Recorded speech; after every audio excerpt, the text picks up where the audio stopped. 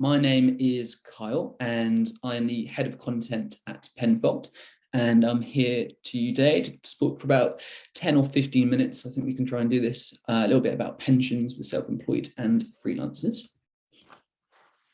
So first of all, very briefly, a bit of my background and why you can actually trust me to talk about pensions and a bit about who Penfold are.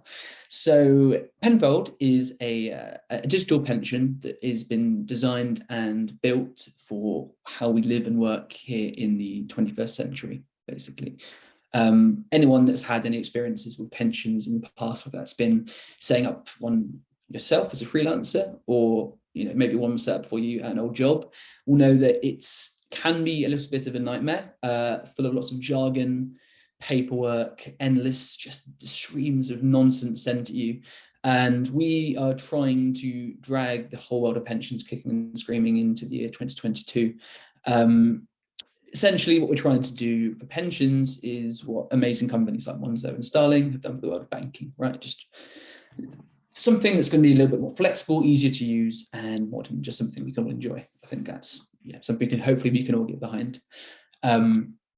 So very briefly, just cover what we're going to talk about today. So my goal, my purpose, what I'd like you all to get out of this is to understand a little bit more about what pensions are and how they work specifically for self-employed and freelancers. A little bit about how to find and combine any old pensions you've got. So those of you that have previously worked in full-time employment, or perhaps still do, you might know about some old pensions you've got lying around, kicking around from older jobs. I'm going to talk to you a little bit how you can track all those down and bring them into one easy to manage pot. And then finally, we'll finish off with some stuff about how to get started and how to actually get the most out of your pension and maximize your savings. Great. Cool. So we'll start off with some basics about pensions.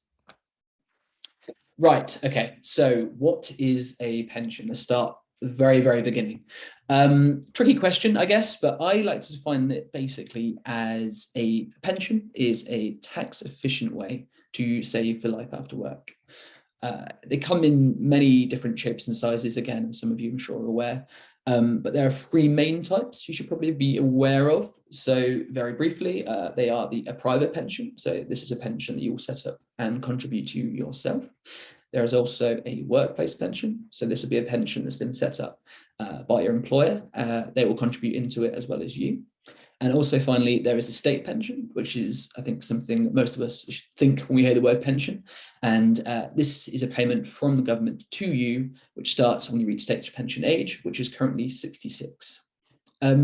So pensions, I think, particularly when kind of talk to self-employed and freelance savers, they kind of have a little bit of knowledge and know roughly that it's something that's kind of a good idea.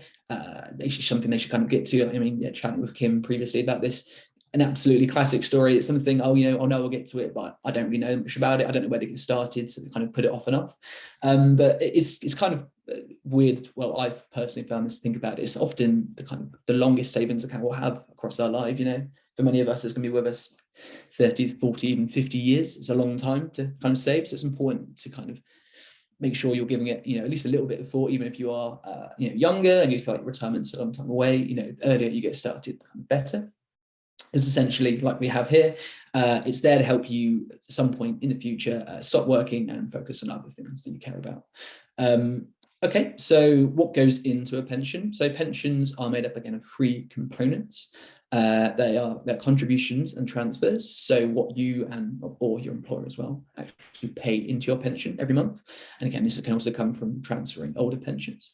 Next up is tax relief. This is the kind of super important, pay attention. This is really why pensions are a great moment, because tax relief is the main reason why you should be thinking about pension versus other things like a cash ISA or LISA or other stuff like that. So every time you pay into your pension as a freelancer, you're going to get tax relief. We can think of as a kind of a tax bonus on your contributions. This essentially works out as a 25% bonus on whatever you pay in. So if you put in £100 of your own money, the government in the next couple of months will put £25 back on top of it. So you're basically getting any tax you would have paid on that £100 back as relief put into your pension. That 25% is the basic rate. So for anyone earning under £50,270, anyone that is lucky enough to earn over that will actually get even more tax relief back, because you will save at your marginal rate. But we can get into that a little bit later. And finally, another, again, really important part about how pensions work is investment growth. So when you contribute money into your pension, it isn't just kind of stored away in a savings account, it's actually invested. It'll be invested in a wide variety of diverse funds, so stuff like stocks and shares, governments, bonds, commodities, things like gold, timber, and even sometimes things like property. The goal, obviously, of course, being to kind of spread out your investments and help them grow. So when the value of these assets grow, so does your savings. Again, this is super, super important kind of in generations like we have today, where the cost of living, as I'm sure we've all been seeing, it keeps ticking up and is being quite, in the news all the time. Something like your pension is kind of built to combat that, so you don't actually lose any value of your money over year after year. It keeps pace with inflation and helps to make sure that when you come to retire, you come to access your savings, you've actually got enough to live a comfortable lifestyle. Okay, so yeah, as I've kind of touched on there, managing your pension really comes down to two big areas, that is saving and also investing. So saving money over the course of your life into your pension to hopefully build it up into a kind of sizable pot ready for you to access when you retire. Saving actually can be quite flexible in how you save to your pension. Many people like to do the kind of standard, I kind of put a portion of my earnings in every single month. But I mean, I'm particularly aware that, especially when talking to freelancers, that no month is really the same, and sometimes committing to a kind of one steady amount to do the same month after month isn't ideal. So you can contribute kind of flexibly, and put in a little bit more when you've had a good month, put in a little bit less when you've had a bad month. And I know a lot of our self-employed savers actually prefer to just put in one big lump sum right at the end of the year for the tax year, because you can kind of have a better idea about how much you've earned over the year. You've got a little bit extra money sitting around, you want to keep your hold of more of it about losing any more tax, you can put that in your pension, so it's kind of staying with you rather than going to the government. And next up, of course, is the investing side of it, which is also crucial. So a big part of investments when it comes to pension is just choosing the risk level you're comfortable with. So risk is one of those horrible financy words. It's kind of tricky to define again, but it kind of comes down to how comfortable you are with seeing your pension go up and down a bit over time. So when you might see a pension fund referred to as high risk, it just essentially means that there might be a greater chance of more upside in the future, but before you get there, there are also a greater chance of more downsides in the kind of short term. So if you're someone that doesn't, if you look at your pension, it's kind of dropped a little bit, and that's going to kind of make you panic. Maybe you might want to go for a less risky, less volatile fund option, so something that's going to be a bit more steady, kind of keep ticking up over time, rather than kind of looking for those crazy gains, meme stock style stuff. Cool. So yeah, a little bit on retirement age. So retirement age for your private pensions, so the self-employed freelance pension, is currently 55. So this is the age you can actually access the money in your pension. Before that, it's kind of locked away, saved away, you won't be able to touch it. And the retirement age is rising to 57 in 2028. And I believe it's also scheduled to rise a little bit more in the future. So again, this is something, I always want to stress with pensions and make sure you're not saving too much, because you obviously won't be able to touch the money and just put away. It's always important to kind of balance out any short, medium and long-term goals. And then when you do reach state retirement age, you have kind of a few options for how you actually access your money. Again, pensions kind of by their nature designed to be a little bit more flexible, so you can kind of take the money as and when you need it to kind of suit your personal circumstances. So one of the first things you can do is obviously you have the option to just go, right, I'm ready, retirement, I'm going to go travel the world, do a bit of digital nomad lifestyle or something. You can take the whole thing out, and if you do that, 25% of your pot will be completely tax-free, so the government won't be able to touch it, and the rest of it will be taxed as income. So often, doing that, taking away in one, might not be the best idea, because you will lose quite a lot of its tax. So many people like to look at some of these other options we've got down here, so drawing out in kind of smaller lump sums. So rather than taking everything out in one go, you kind of take a little bit out here and there. So they're obviously reducing the amount you can actually lose in tax and keeping the rest of it invested. So if you are kind of planning out retirement for 10, 20, even 30 years, everything you leave in your pension will remain invested and will hopefully continue to grow over time. So it kind of gives you a little bit more security and peace of mind like that. Again, and then kind of similar to the app, we have something, again, this is another pension jargon, I will kind of warn you when these are coming up, something called flexible drawdown. So this works in a kind of similar way to withdrawing small lump sums, where you've committed to withdrawing out your pension over a certain time period, and you kind of go, right, this almost treating it as a kind of like an income, but you can kind of flex that, so you can take out a set income every year. You can change it. You can kind of let your provider know, okay, this year I want to take out, I don't know, 20,000. The year after I want to do 30,000 because I want to buy a new car and go traveling. Again, a great option. It does give you that flexibility, which is something I think we all like, life after work. And then finally, we have something called an annuity. So this is often called a guaranteed income for life. So this is where you will use the savings in your pension to buy an annuity from an insurance company. And essentially, you're giving up all the money you've saved in your pension to buy a guaranteed income. So the insurance company will pay you like a yearly salary the rest of your life.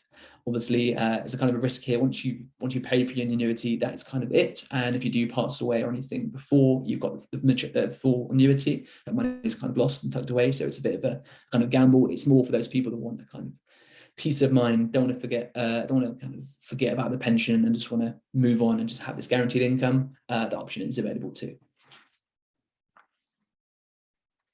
Cool. So yeah, something here about just specifically around freelancers and self-employed pensions. Just, listening to Ratib speak earlier about kind of knowing your why and brilliantly speaking about it. This right here is basically our why. So today, 69% of the self-employed don't have any pension savings. And I mean, yeah, even worse than that, 86% aren't actually contributing to a pension at all. Yeah, this is a big problem. This is something that, and this isn't down to freelancers and the self-employed. This is a problem that have been caused by pension providers themselves for just making pensions, as we touched on, so complicated, so hard to understand. So it's just needlessly full of jargon. It's putting people off and it's becoming a real problem. So we touched on the state pension a little bit earlier. And the state pension, the actual maximum amount you can get in the state pension is £175 a week. So for many people, that's not going to be enough to kind of fund the lifestyle you want and deserve. So it's just super, super important to make sure you are not leaving it in the government's hands, taking control yourself, setting up your own pension and kind of taking charge of your own retirement. Because, I mean, yeah, government and self-employed people often kind of left to fend for yourselves a little bit, and this is why it's just so important to kind of take charge and just not wait for them to kind of just give you this handout. Okay, so yeah, now we can kind of chat about maybe know a little bit more about pensions, how you actually get started, and start opening your freelance self-employed pension. Cool. So the first thing, again, is thinking about your why. Just kind of almost putting yourselves at the end of your life and thinking about, okay, when do I want my retirement to look like? What kind of age do I want to retire? Do I want to do part-time work? Do I want to just give it completely and just do something I love? Do I want a kind of super flexible retirement? Do I want the retirement's going to be super luxury? All these kind of questions you should be asking yourself to kind of, doesn't have to be super specific at this stage, because obviously it can be quite a while away, but just having the rough idea about what you're saving towards and what your retirement should look like can help you kind of plan how much you should start saving today. And then, it's a good idea to kind of review your budget. Obviously, times can be times, particularly now, can be quite tough. So it can be kind of a little bit scary thinking about sacrificing a bit of your income today into your pension every single month. Again, it's just important to always think about short, medium, and long-term goals, because the quicker you get started with your pension, the less you'll have to pay off later on. Basically, you get a kind of head start now and go a massive, massive way in the future. A quick rule of thumb, again, this is kind of what won't apply to everybody, is that 12% will give you a good pension later on that get you above the poverty line, and 15% of your kind of monthly earnings should give you something where you can live a bit more comfortably. I think I read a survey recently that most people for a comfortable retirement, couples aim to have around an income of £21,000 a year. So if you can kind of have that as like a long-term goal and work about, okay, how much as a percentage of my income can I save now? That should hopefully bring you closer towards that for a comfortable retirement. Then second, again, so any self-employed people right now that have kind of new to the world of freelancing, or perhaps had older jobs where they have been employed, it's super important to think about consolidation. So when you do have like multiple pensions scattered around everywhere, kind of breadcrumbs behind you, It's very, very tricky to do that kind of thing we've spoken about getting a clear picture of what your retirement could look like, because, quite simply, you don't know how much you've got saved. So doing something like consolidating your pensions, bringing them all together under one, can make that a lot easier, and obviously way less admin, just easier to have one pot you're looking after rather than multiple. Yep, then next up is about choosing your pension provider. So this is basically the person that's going to manage your pension for you. This would be, so obviously it's what Penfold is. You will pay into your pension for this provider, and they'll give you the kind of access and help you, they'll offer you a selection of funds, all that kind of stuff, so you can make sure that your investment style, like your risk, is the kind of level you're comfortable with. And then again, like we've got here, it's about the actual amount you contribute every month. We do recommend a kind of regular contribution for most people, but again, with freelancers, if you do want that flexibility, you are completely flexible to kind of pay in a little bit less, a little bit more over the year, kind of flex with your monthly income. And then, yeah, finally, it is about making the most of tax efficiencies, like we chatted about before. So everybody, as I said, is eligible for that kind of tax bonus when you contribute into your pension. But without kind of going too deep into the tax wormhole, there is a lot of ways your pension can offer you benefits. So like I touched on, high earners and anyone that's set up as a freelancer as a limited company, you can actually contribute into your pension via your company, which will reduce your profits for the year. Obviously, you're keeping the money anyway because it's going into your pension. So it'll actually reduce the amount of tax you owe, the corporation tax, and also it can help you save on any national insurance as well, because obviously you're taking the money out of your business before it goes to the tax. So it's a really, really great way to kind of streamline things and, as I say, keep more of your hard-earned money, which is the main thing. Okay, so yeah, next I'm gonna, if anybody has existing pensions saved out there somewhere in the ether, I'm gonna cover quickly how you can go about tracking them down. So yes, funding combining, basically, as we touched on, it's all about getting one place where you can completely manage all your pensions rather than just having multiple things to keep on your mind all the time. So to track down your old pensions, if you don't know, if you have no idea, it's been a while, or you just don't remember any of the details, there are basically 3 bits of info you'll need to find them and unearth them. So you need the name of the old employer you worked for. Hopefully that should be fairly straightforward. You need the name of your old pension provider. And you'll also need the name of your policy or reference number for your pension. Multiple ways to find this information. I know if you can kind of obviously dive into any paperwork you've saved at the back of a cupboard. Also, often a good way is checking your email inbox. If you kind of search for pension or something like that, chances are your old provider should have sent you an annual benefit statement or some kind of correspondence in the past. So that can be a great way to get all that information you need. And then, yeah, as I say, once you've jotted down those 3 bits of information, you are ready basically to combine your pensions. And this is actually a lot simpler than it might first appear. Is to say, if you have that information, all you really need to do is go to your new pension provider, so the self-employed pension you just opened, give them that information, and they should be able to take care of the rest for you. They will get in touch with all your old employers, all your old pension providers, confirm it with you, and transfer everything over for you. Again, keeping you kind of updated every step of the way. Before you do this, of course, there are a few kind of caveats and things you want to double check first. Some pension providers can be a little bit nasty and will actually charge you a fee for transferring out of their pension pot. So it's important to read kind of any small print, or, it's probably easiest to just give them a call and check that's not the case. Most of the bigger providers like Nest or those kind of guys, they shouldn't do this, but there are some out there that do, so definitely worth checking for. Now also, again, if you're part of a kind of, if you worked in the public sector, or you had a kind of something called defined benefit pension or a final salary pension, your pension might also be tied to a series of benefits and guarantees that, it might be tied to like a guaranteed income. You can get some kind of very special pensions out there. And we always recommend you, if you have these kind of guarantees of your pensions, just leave it where it is, even if it is a little bit more of an admin headache. Be worth in the long term, because you might be, as I say, get some kind of special extra or guarantee that you won't get when you combine it. Cool, right, so yeah, moving on now to just about maximising returns and how to get the most out of your pension. So yes, we've kind of talked about this already again, but it's so important to get your pension fund, the way your pension is invested, right. So beyond kind of the kind of risk level you're comfortable with, and thinking about, okay, am I happy with growing my pension for a little bit more volatility, or do I want something that's going to be a little bit more kind of slow and steady? You might also be interested in investing in line with your ethics. So, I mean, Penfold, like many other pension providers, offer a sustainable option that will only invest in companies that are kind of ESG regulated. ESG, again, sorry, jargon, collapse and sounds off. ESG stands for environmental, social, and governance. It's a kind of rating system devised to score companies on how kind of environmentally, socially, and governmentally friendly they are. So basically, any company you see that has a high ESG rating should be doing good for the planet. So yeah, these sustainable funds exist. You can also get things like fossil-free funds that won't invest in any kind of old fossil fuel companies, won't invest in any tobacco companies, all that kind of stuff. And similarly, you can get funds like Sharia funds, which only invest in Sharia compliant businesses. So it's all about kind of working out what you really want to get from your investments, thinking about your ethics, and choosing the plan that kind of is best fit for you. And also, it's important as well to think about checking in on your pension.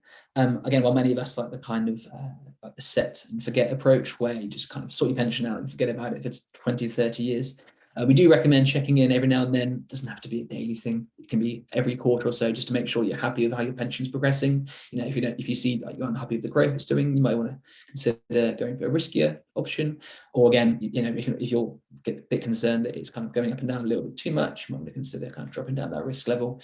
Like with anything, like you check on your bank accounts, checking your savings accounts, just popping your head in every now and then to make sure everything's looking okay is probably a good idea. Cool. And then, finally on this is important to talk about the power of compound interest when it comes to pensions. So beyond the kind of tax relief and stuff we've chatted about, another great thing about pensions is that they are such a long-term investment. And because they last such a long time, they really, really benefit from the power of compound interest. So anyone's not familiar already, I'll do a quick summary of it. It's basically Einstein called the eighth wonder of the world. It's essentially where when you earn interest on your savings, any interest you earn is added to your savings, and then any future interest you earn is added back onto that. So it kind of snowballs over time. The amount of interest you earn keeps growing and growing and growing because the size of your pot is getting bigger. And it all sounds kind of great on paper, but it really, really, really is a powerful thing. I think a great way of visualizing that is this little example we have here. So if we have two savers, let's call them A and B. Person A, they put, let's say, £50 every month into their pension, starting at age 30 and stopping at age 60. They would end up with around £41,000 in the pension pot from their 30 years of saving. So this is based on kind of 5% return each year, kind of averaged out. So yeah, seems okay. But now person B instead, if they started a little bit earlier, so they started paying £50 a month, same as person A, into their pension at 18 until the age of 30, so just 12 years, and then never paid into their pension again. At the age of 60, they would actually have more than person A, despite paying in for less than half the time. So it all goes to show that rather than they're actually contributing and saving up money by putting the money into it, the interest has taken the care of it because it's been invested for such a long time. The interest has had so much time to tick over and over and over. They gain way more from growth rather than just contributing themselves. And it's just a crazy, crazy example. I think that someone could start at 18 and stop saving entirely when they reach 30 and still have more than somebody that had been investing for that long time. Just really, really kind of hammers home this point about, while it can be like a bit of an admin nightmare, starting your pension today can really, really set you up for an incredible retirement later on. Cool. And that's all I had. Thanks everybody for listening. I know pensions can be not the best, most exciting of topics, but hopefully I've kind of taught you guys a little bit something there and you've taken something away from it. If you do have time, I can take some questions now as well. I'll just a quick note on that. We are obviously a pension, as Penfold, as a pension provider, we're regulated by the Financial Conduct Authority. But we can't actually give any financial advice, but I can give some kind of general best practice ideas. So yeah, please do feel free to fire away. There's actually been questions about Penfold and being outside of the UK. So there was one about, is Penfold UK only, and then is Penfold global? So yeah, that's a really good question. Is Penfold just for UK or is it for anyone? Yeah, so right now it is just a UK based, but yeah, again, there are other, obviously, so it's more important about not just being about Penfold, just finding a pension you local area you can kind of set up and just kind of get that started. Again, actually kind of on this topic, I guess, anyone that is like a digital nomad and tends to work potentially like multiple continents, multiple countries, you can transfer pensions between countries as well. So if you feel like that's something that's kind of putting you off, being like, well, I'm not sure how long I'm going to be in this country, I could be moving the next year or two, you can actually transfer pensions between countries. It's actually, again, a lot easier than it used to be. So yeah, that shouldn't be, I hope that shouldn't be a hurdle stopping you thinking about it now. Oh, someone's asked a question now. Let's answer Helen's question quickly. I am employed. I need to pay in a further 4 years of national insurance contributions in order to get the full state pension. How do I do that as a freelancer? Yes, this is a good question. So for anyone that isn't aware, to qualify for the full state pension, you have to actually have 35 years of national insurance contributions. You can also get a kind of minimum state pension of like way less by just doing 10 years. But again, it's super kind of important to make sure you are keeping topped up with your national insurance contributions. So yeah, sorry, just to answer the question, yes, you can do something called a voluntary contribution to your national insurance. You can basically go onto the government website and kind of voluntarily go, hey, I want to contribute this to my national insurance, and kind of top up your record. I can, what I'll do, I'll kind of send you the link over to HMRC, which have the guidance on how you do that. But yeah, you can absolutely do that. Kind of, it's a common situation people find, or they have to kind of catch up. But yeah, it's all about a kind of voluntary contribution.